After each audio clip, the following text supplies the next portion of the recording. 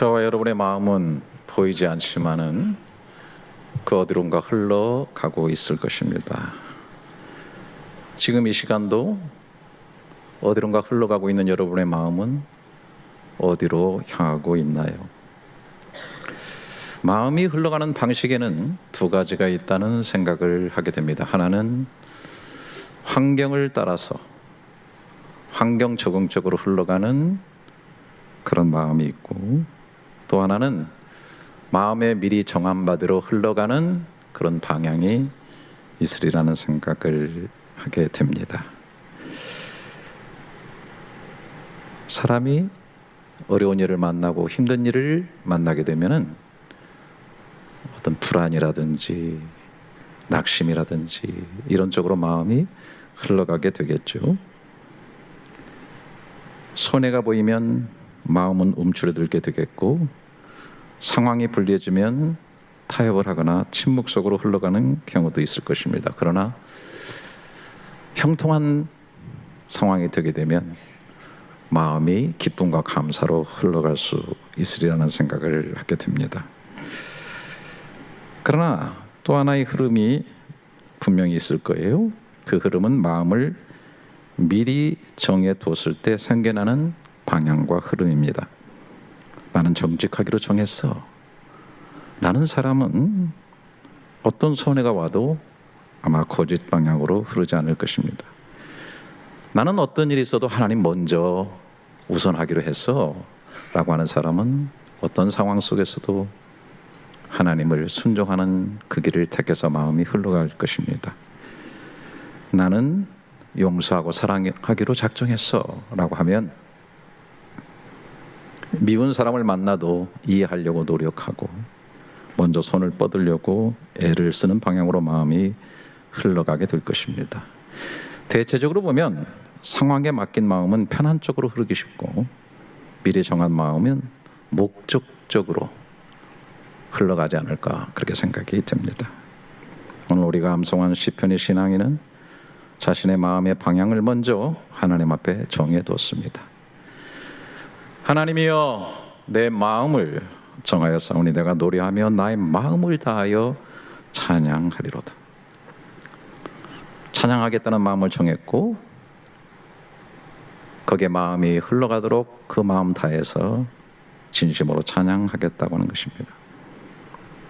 시편 108편을 기록한 이 저자가 처한 상황은 그렇게 찬양을 정하기에 만만한 그런 상황이 아닙니다.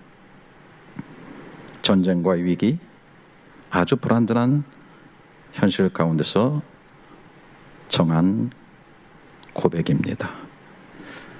학자들은 시편 이 108편이 시편 57편과 시편 60편의 내용을 다시 엮어서 만든 시라고 보는 견해가 많이 있습니다. 여러분들이 금방 읽어보셔도 108편하고 60편 같은 경우 읽어보면은 거의 글이 다 비슷할 정도로 그렇게 엮여져 있는 것을 보게 될 것입니다.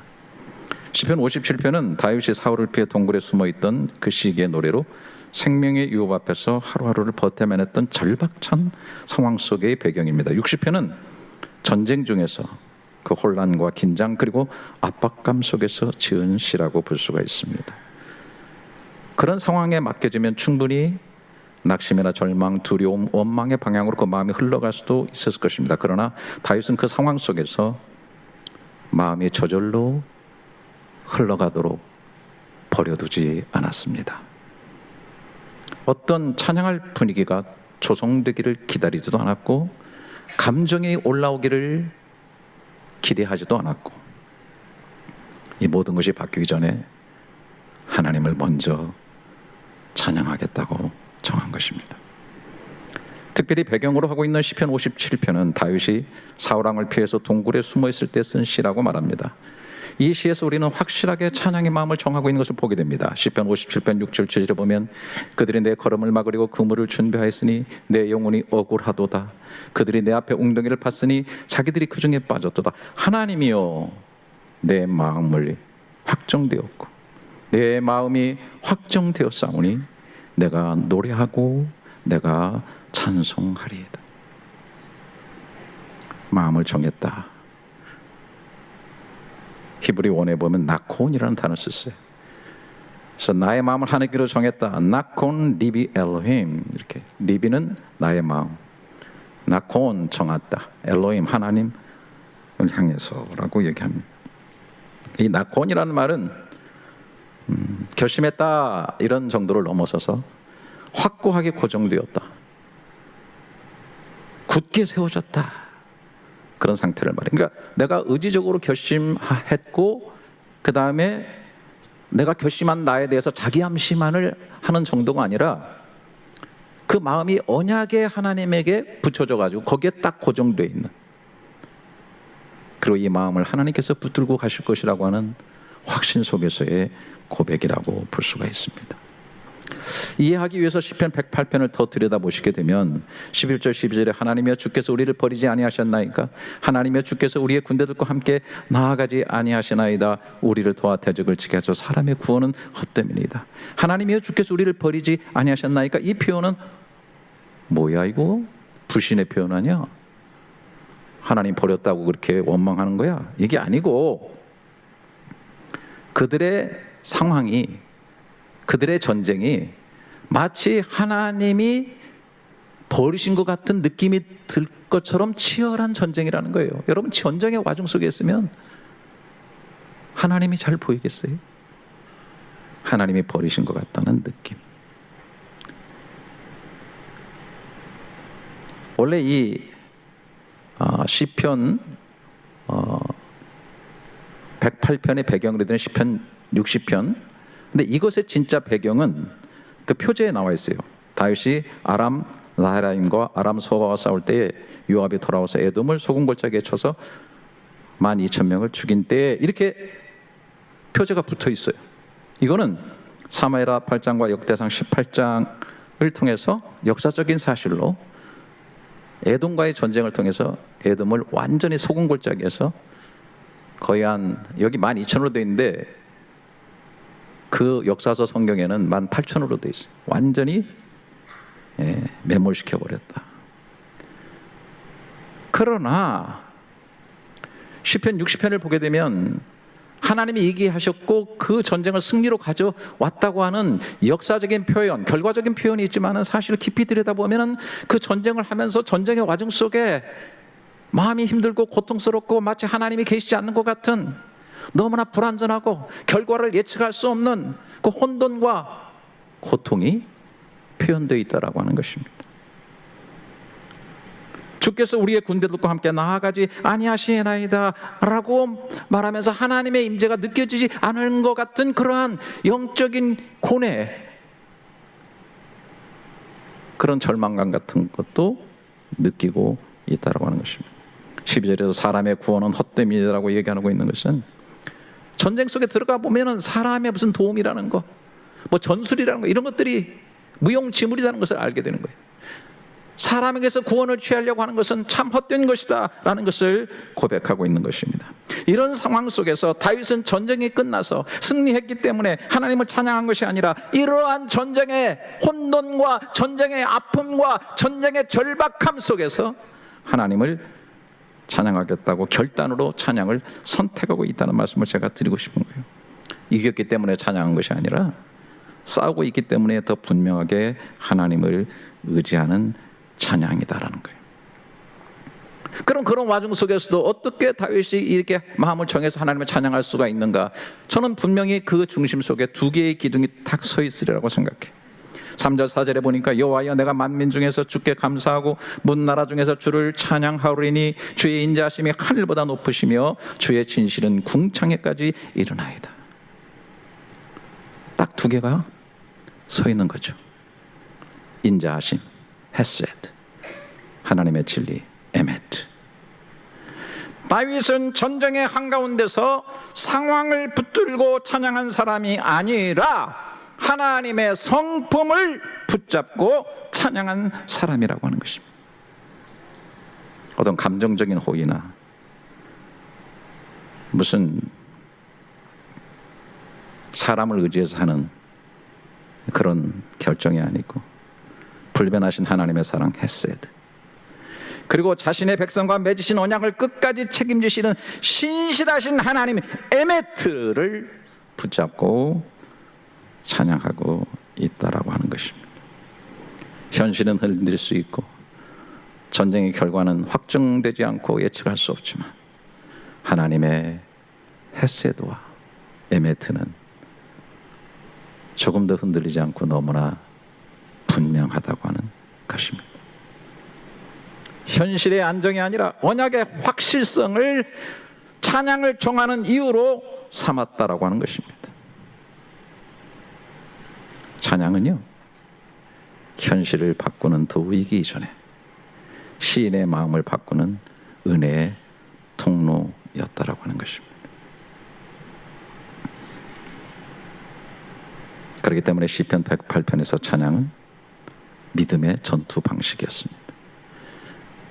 찬양은 하나님을 설득하는 행위가 아니라 하나님을 신뢰하기로 이미 정해둔 마음을 자기 자신에게 각인하고 선포하는 행위였다고 하는 것입니다. 헤세드와 에메트를 찬양하는 것은 하나님께 알려드리기 위함이 아니라 흔들리는 자신의 마음을 다시 언약 위에 굳건하게 세우기 위함이었다라고 하는 것입니다. 이에 대해서 하나님은 성서에서 신탁으로 확정해 주십니다. 참 여러 가지 비유를 들어서 반복적으로 얘기하는데 이런 면에서 보면 하나님은 참 재밌는 분이다라는 생각을 좀 하게 됩니다. 저는 개인적으로 7절, 8절, 9절에 하나님이 그의 성서에서 말씀하시되 내가 기뻐하리라. 내가 세겜을 나누며 숫곳을 골짜기에 숫곳 골짜기를 측량하리라. 길라앗이 내 것이요 므낫세도 내 것이며 에브라임은 내 머리에 투구요 유다는 나의 귀이며 모압은 내 목욕통이라. 에돔에는 내 신발을 벗어던지며 블레셋 위에서 내가 외치리라 하셨도다. 자, 이거는 이제 다윗의 고백이 아니고 하나님이 성소에서 직접 선포하신 그 신탁, 언약적 선언이에요. 하나님께서 다윗이 찬양하기로 정한 그 마음을 기뻐하셨다. 그리고 말씀하십니다. 세겜을 나누고 숫곳 골짜기를 측량하겠다. 세겜 숫곳은 요단강 서편 동편을 대표하는 지역입니다. 하나님은 이스라엘 전 영토가 하나님의 손안에 있음을 확인시켜줘. 길르앗도 내 것이요 므낫세 이 골치 아픈 지파의 사람들 다 내 것이다. 에브라임 자신의 머리에 투구다. 하나님께서 머리 대셔서 이끄신다. 유다는 자신의 규다. 왕권과 통치의 정당성이 하나님께 있다. 모압을 목욕통으로 비유하십니다. 아무리 강하게 쓰임받는 군대라도 목욕하고 나면 목욕통에 물을 버리듯 하나님의 손에 의해서 쓰여지는 존재에 불과하다. 에돔의 신발을 던지신다. 정복자의 권위를 상징하는 말로 에돔 전쟁의 결말이 이미 하나님의 손에 있다.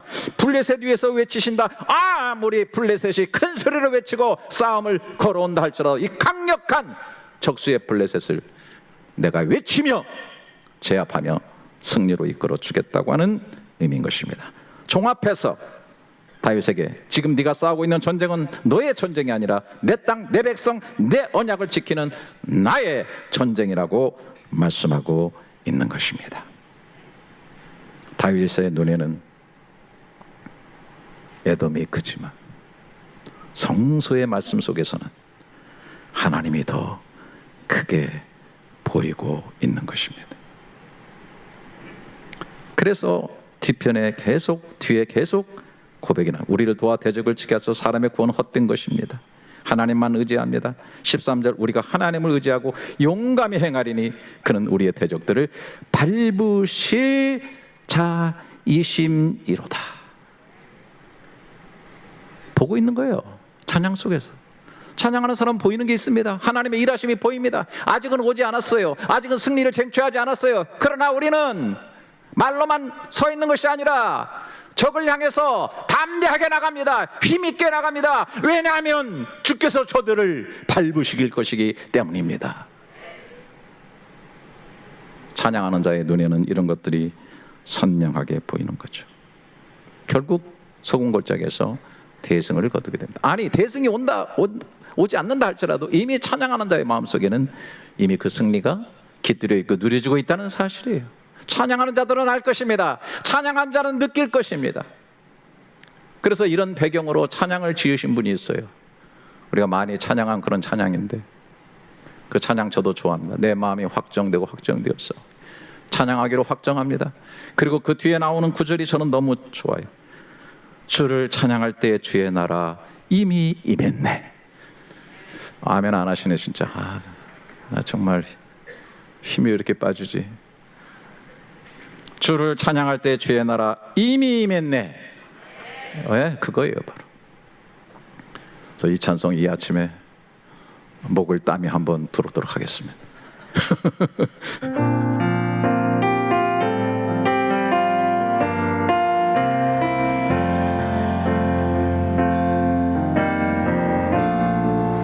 모든 상황 속에서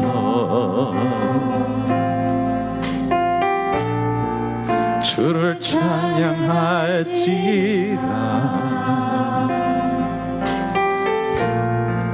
주는 너의 큰 상급 큰 도움이시라.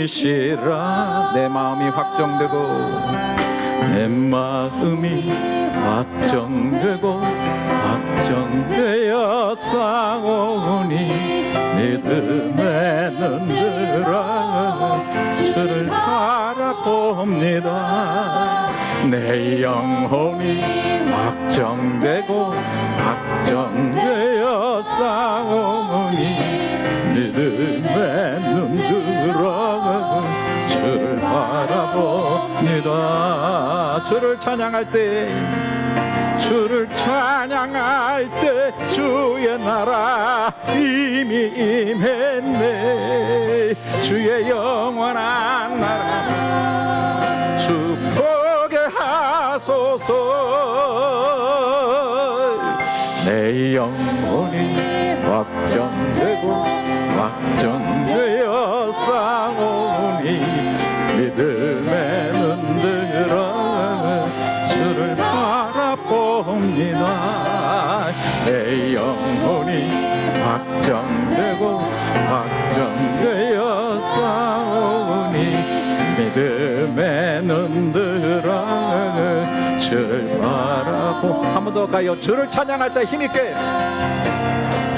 주를 찬양할 때 주의 나라 이미 그렇습니다. 주의 영원한 나라 축복에 하소서. 내 영혼이 확정되고 확정되어 싸우니 믿음에 눈들어 주를 바라봅니다. 내 영혼이 확정되고 확정되어 싸우니 믿음에 눈들어 주를 바라봅니다. 마음에 정하고 주를 찬양할 때 주의 나라 이미 임했네. 여러분 잘 아시는 것처럼 바울과 실라가 억울한 일을 당하고 빌립보 감옥에 들어갔잖아요. 참 쓰라린 상처와 아픔을 붙잡고 그래도 한밤중, 그 인생의 한밤중에 찬양하고 기도합니다. 아시는 것처럼 옥문이 열리고 뿐만 아니고 간수들의 마음까지 열려지고 빌립보의 교회를 세우는 일이 열려지게 됐습니다. 후일에 로마 감옥에 있던 바울이 이 빌립보 교회에게 편지하면서 이런 얘기를 합니다. 잘 아시는 빌립보서 4장 6절 7절. 아무것도 염려하지 말고 다만 모든 일에 기도와 간구로 너희 구할 것을 감사함으로 하나님께 아뢰라. 그러면 모든 지각이 뛰어난 하나님의 평강이 그리스도 예수 안에서 너희 마음과 생각을 지키시리라. 그냥 성경에 나와 있는 그런 말씀이 아니고 이 말씀은 제 세포 속에 깃들여 있는 말씀이에요. 제 삶의 족족 속에 스며든 말씀이에요. 염려, 근심이 끝없이 올라가는데 내 마음이 그쪽으로 흐르고 불안 쪽으로 흐르고 낙심 쪽으로 흐르죠. 낙심, 마음이 떨어지는 거죠. 툭툭 떨어집니다. 그러나 이 모든 일에 기도와 간구로 구할 것을 감사함으로 선불감사, 찬양함으로 마음을 정하고 찬양하며 나갈 때 지각에 뛰어난, 내 생각과 내 판단과 환경에 뛰어넘는 그리스도의 평강이 그렇게 염려하고 근심을 흐를 수밖에 없는 내 마음과 생각을 지켜주십니다. 그러니까 바울이 이런 얘기를 했을 때 빌립보 교인들은 뼛속 깊이 들었을 거예요. 아, 바울이 그때 감옥에 있을 때 그때 그렇게 찬양했지. 찬양했을 때 이미 그 속에 이미 하나님 나라가 임해서 있었어. 세상에 흔들 수 없는 주님의 평안이 그 속에 있었지 라고 느꼈을 거예요. 그렇기 때문에 복음주의 설교 전통에서는 이 시편 18편 이 찬양을 마음에 정했다는 문장을 이렇게 요약합니다. Praise here is not the fruit of victory, but the seed of victory.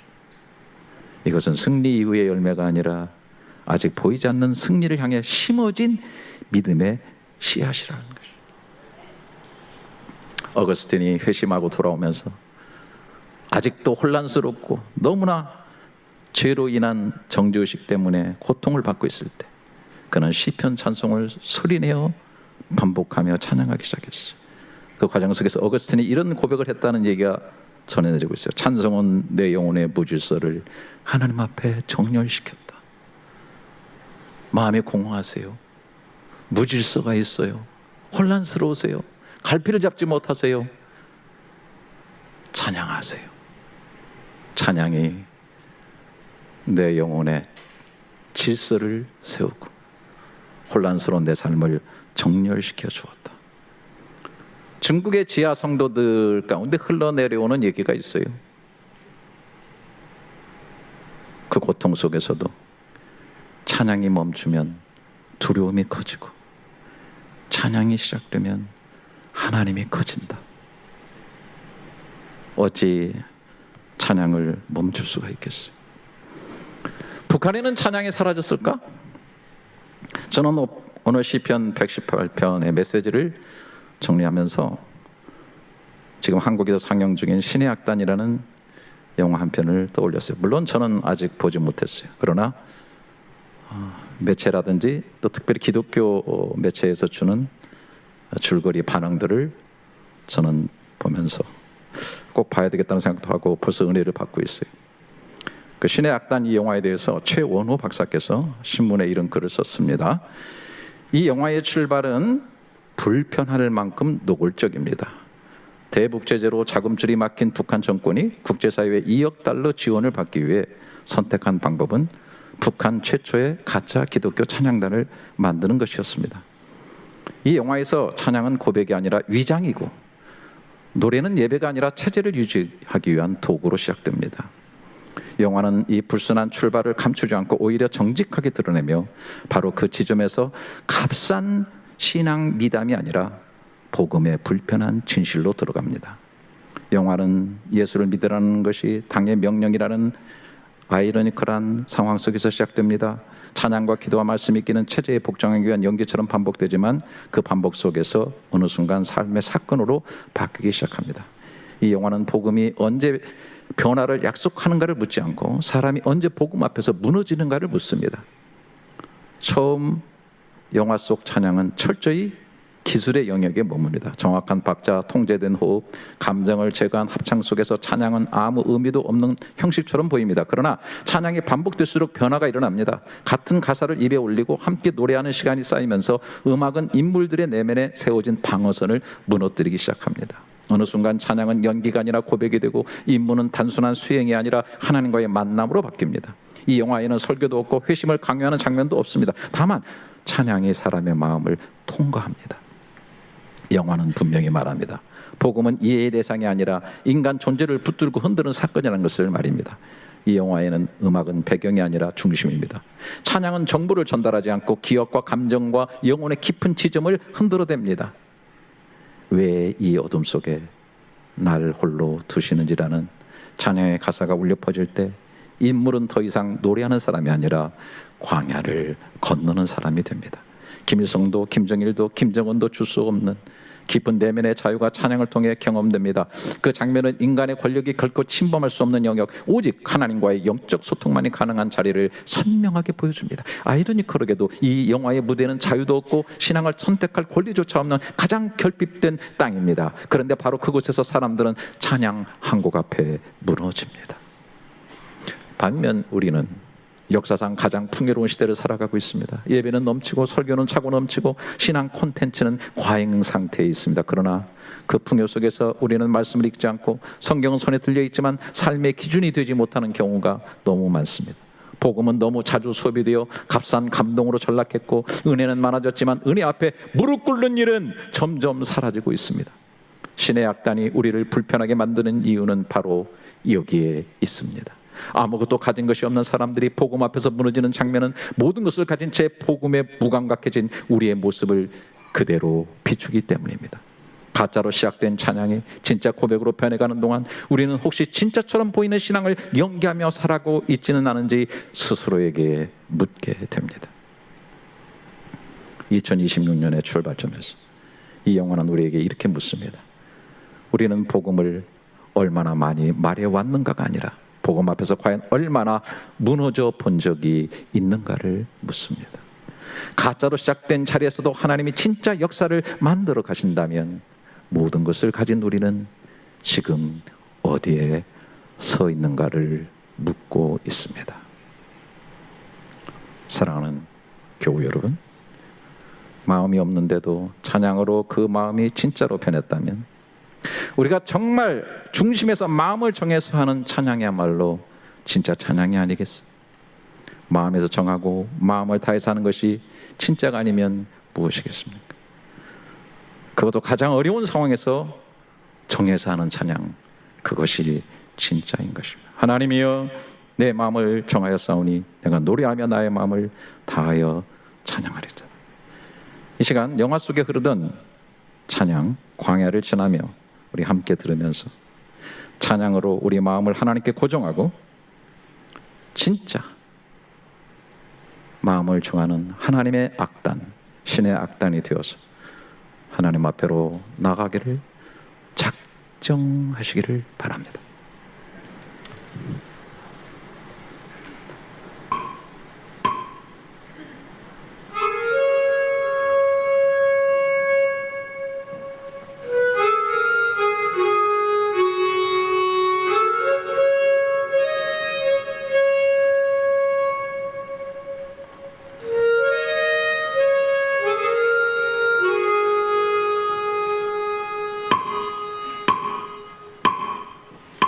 왜 나를 깊은 어둠 속에 홀로 두시는지, 어두운 밤은 왜 그리 길었는지,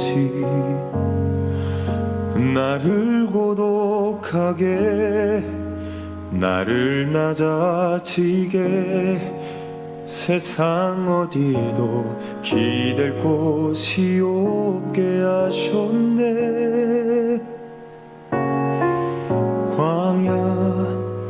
광야에 서 있네.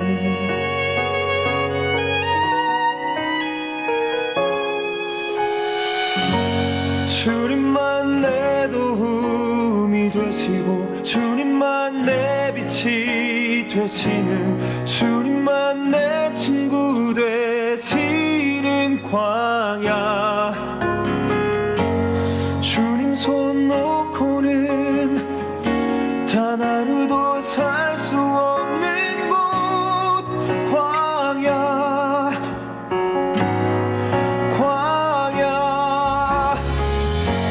주께서 나를 사용하시려, 나를 더 정결케 하시려, 나를 택하여 보내신 그곳 광야. 성령이 내 영을 다시 태어나게 하는 곳 광야. 광야에 서 있네.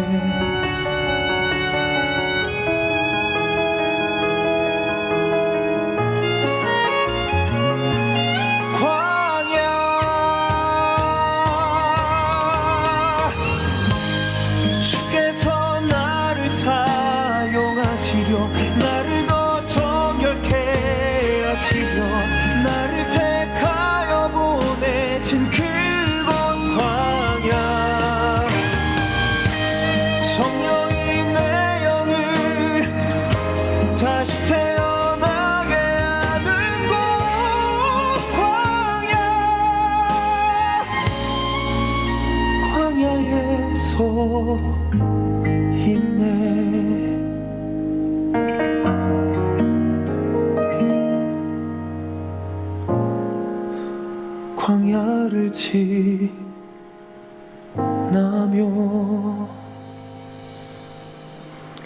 다 같이 일어나십시다.